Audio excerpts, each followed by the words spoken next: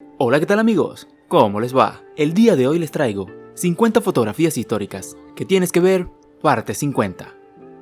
En la década de 1930, durante la Gran Depresión en los Estados Unidos, ciertos aspectos de la vida cotidiana se volvieron cuesta arriba. Uno de ellos, el comprar ropa, por lo que las familias debieron ingeniárselas para cubrir esta necesidad. Las madres, al notar que la harina venía en sacos de algodón, comenzaron a confeccionar ropa para ella y para sus hijos con dichos sacos. Y de hecho, también las utilizaban para hacer toallas y cobijas. Cuando los fabricantes de harina de trigo notaron que las familias con pocos recursos estaban reutilizando los sacos, como ayuda, decidieron agregarles una amplia gama de colores y modelos, y más adelante hasta incluirían patrones de costura. La marca del fabricante estaba impresa con tinta lavable y en los costales se incluía instrucciones para retirar de forma efectiva el logotipo. Este hecho duró hasta la década de los 50, recordando que el país también pasó por la Segunda Guerra Mundial. A partir de esta época, los sacos comenzaron a hacerse con papel. El 5 de julio de 1947, Mac Brazel, un granjero de Nuevo México, llamó a las autoridades para notificar que hace unos días había encontrado en su rancho restos dispersos que debían ser identificados. El 8 de julio saldría el siguiente titular en los periódicos: las fuerzas aéreas capturan un platillo volador en un rancho de la región de Roswell. Al día siguiente, las declaraciones en el periódico serían que los restos no se trataban de un platillo volador, sino de un globo meteorológico. A partir de la década de los 70, personas que habían trabajado o no con el gobierno de los Estados Unidos declaraban que lo que había ocurrido en Roswell era el acontecimiento ufológico más grande de la historia. En los 90 se desclasificaron algunos archivos de la Fuerza Aérea, saliendo a la luz detalles del proyecto Mogul, el cual fue un plan de los Estados Unidos para investigar las pruebas atómicas de la Unión Soviética utilizando globos aerostáticos. Hoy en día hay personas que avalan la teoría de que en Roswell cayó una nave extraterrestre y que el gobierno estadounidense tiene en su poder todas las pruebas, mientras que otras solo piensan que fue una confusión creada por la importancia de ocultar el proyecto Mogul. A mediados de la década de 1950 se fabricó este microauto en países tales como Alemania, España, el Reino Unido y Brasil, siendo ensamblado por primera vez en Italia. Su nombre más conocido fue IZ. Este se lo dio la marca alemana BMW. Aún así, recibió varios apodos. En Alemania fue conocido como huevo con ruedas y en Francia como tarro de yogur. Siguiendo en la industria automotriz, acá vemos una imagen de la década de los 60, cuando Ford intentó reinventar el volante. El ingeniero aeroespacial Robert Rumpf creó este dispositivo, el cual tuvo por nombre giro de muñecas, ya que este era el único movimiento que debía hacerse para dirigir el auto. Otro beneficio que presentaba este dispositivo era una mayor visibilidad. Uno de los eslogans que utilizaron para promocionarlo es que era tan sencillo que hasta una mujer podría manejarlo. Quizás esto no fue buena idea, ya que al final este experimento no triunfó en el mercado.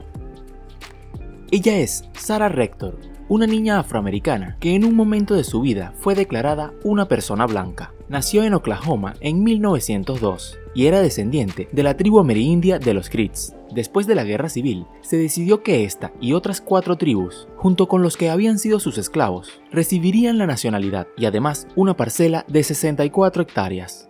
Todo esto como una medida para abolir la esclavitud. Sarah, su padre, su madre y sus 5 hermanos recibieron dichos terrenos. Claro está que estas no eran buenas tierras agrícolas y tampoco estaban bien ubicadas.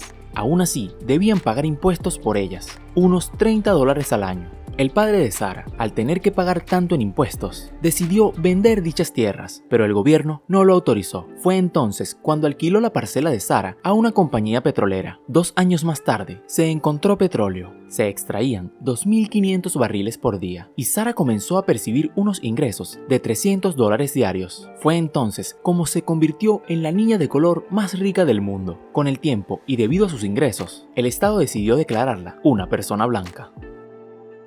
A lo largo de esta serie de videos de fotografías históricas, hemos apreciado muchas imágenes referentes a la Primera y a la Segunda Guerra Mundial, y es sorprendente cómo aún hay mucho que ver de estos eventos, como por ejemplo la sombra que quedó marcada en esta escalera. Ahí se encontraba sentado un hombre que esperaba que abrieran el banco Sumitomo en Hiroshima, la mañana del 6 de agosto de 1945. día en que fue lanzada sobre esta ciudad la bomba atómica Little Boy. Estas sombras quedaron tanto en Hiroshima como en Nagasaki y se deben a que las bombas liberan una gran cantidad de energía. Entonces, su onda expansiva realizó un efecto de blanqueamiento sobre las superficies. Ahora, las sombras pertenecen a personas u objetos que estaban interpuestos entre la onda y la superficie, y fueron ellos los que absorbieron la energía. Recordemos que las temperaturas alcanzadas en la explosión estuvieron en el orden de 4000 a 5000 grados Celsius. Esta es considerada la fotografía más vista del mundo, ya que es el fondo de pantalla del sistema operativo Windows XP. Fue tomada en 1995 por el fotógrafo colaborador de National Geographic, Charles O'Rear, en los valles de Napa, en California, Estados Unidos. Esta colina se encuentra en las regiones vinícolas de California y suele estar cubierta por cepas de uva, pero unos años antes, esta zona había estado infectada por una plaga y se habían retirado las plantaciones y sembrado césped. Por tal motivo, la fotografía se vio de esta manera, aunque años más tarde, ya con nuevas plantaciones, se vería de esta otra forma.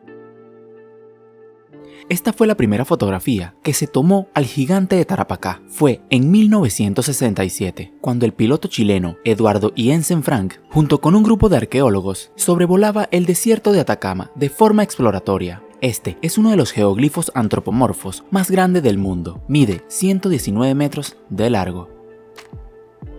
El 23 de junio de 1968 ocurrió el mayor infortunio en la historia del fútbol argentino. Este evento es conocido como la tragedia de la Puerta 12. Ese día se enfrentaron los eternos rivales, River versus Boca Juniors, en el Estadio Monumental, sede del River Plate, y el partido terminó con un empate a 0. Ahora, cuando los hinchas de Boca se retiraban eufóricos por el desempeño de su equipo, manifestaban su alegría con los clásicos cantos. Esto no permitió a la mayoría escuchar que los primeros que habían intentado salir gritaban y querían devolverse, ya que por la puerta 12, destinada para el ingreso y egreso de la fanaticada visitante, no se podía salir, y entonces eran cada vez más las personas atrapadas entre la puerta y los molinetes. Poco a poco, el retiro de personas emocionadas se convirtió en una montaña de gente aplastada.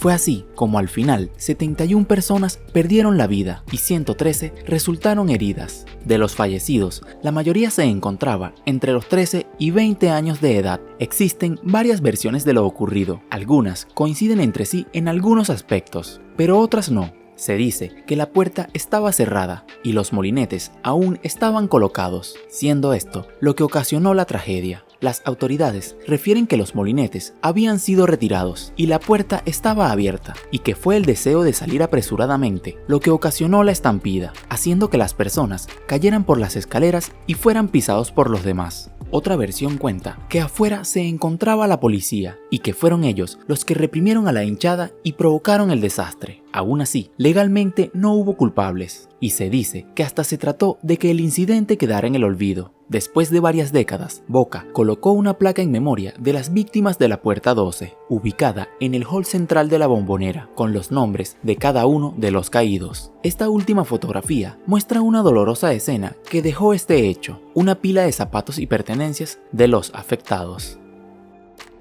La sífilis es una de las enfermedades más horrendas de la historia, y acá podemos apreciar unas fotografías de personas que sufrieron las secuelas de esta enfermedad antes del descubrimiento de la penicilina. Ahora, antes del descubrimiento de la penicilina, el médico austriaco Julius Wagner Hauret desarrolló la piroterapia, que no es más que provocar fiebre a personas que ya están enfermas. Esto, él lo aplicó a pacientes infectados con sífilis. La fiebre acabaría con las bacterias que provocaban esta enfermedad.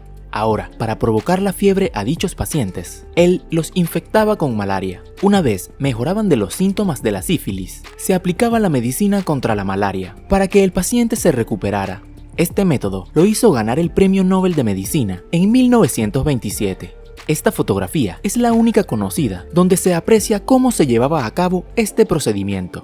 El paciente que se encuentra en la parte posterior padece malaria, su sangre fue extraída y en el instante de la fotografía se le está inyectando al paciente que sufre sífilis. Julius es el hombre de traje negro que tiene la mano en el hombro del paciente que recibe la inyección.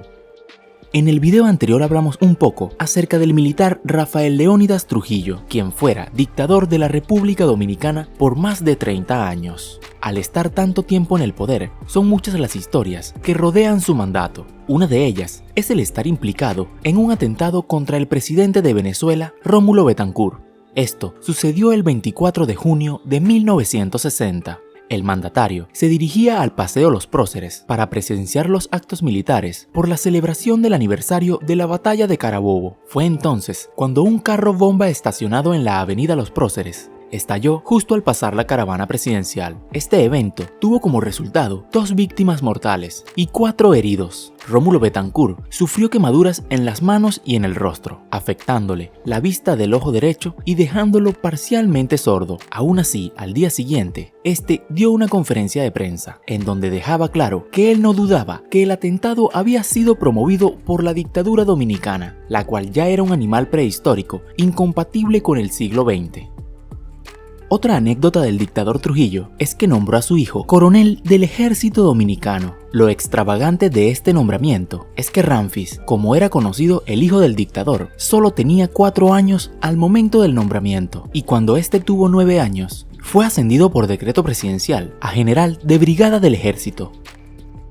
¿Alguna vez te preguntaste cómo eran los semáforos antiguamente? ¿O desde qué año se empezaron a utilizar los colores para señalarnos el tráfico? Pues en la ciudad de Nueva York, esto comenzó en 1920. Un médico millonario de nombre John Harris regaló a la ciudad esta torre de tráfico, una caja de madera donde un policía sería el encargado de cambiar las señales, que en ese momento eran una luz verde y una luz blanca, siendo la luz verde la que significaba que el conductor debía detenerse. Esta innovadora torre fue instalada en la Quinta Avenida con calle 57. Ya para 1922 llegó otro modelo de torre, mucho más elegante, el cual estaba realizado en bronce. Esta fotografía es de la que se encontraba ubicada en la Quinta Avenida con calle 42.